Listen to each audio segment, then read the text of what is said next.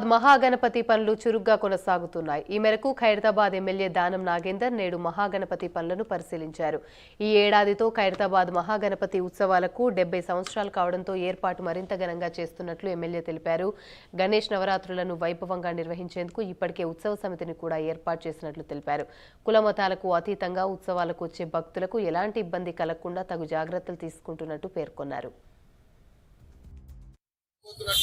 వినాయక ఉత్సవాలని చాలా వైభవంగా జరుపుకోవాలని నా భూతో నా భవిష్యత్తు అన్న విధంగా జరుపుకోవాలన్నటువంటి ఆలోచనతోని ఇప్పటికే తెలిసేటువంటి వినాయకుడికి ప్రపంచవ్యాప్తంగా మాకు పేరు ప్రతిష్టలు వచ్చాయి.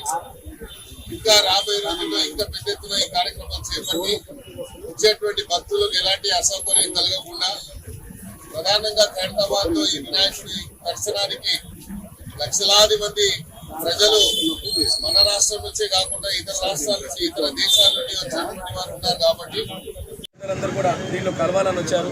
మేము అబ్జెక్షన్ చెప్పాము. End of the day Danam Nagender గారు మీకు ముందే కొన్ని మాటలు మాట్లాడారు.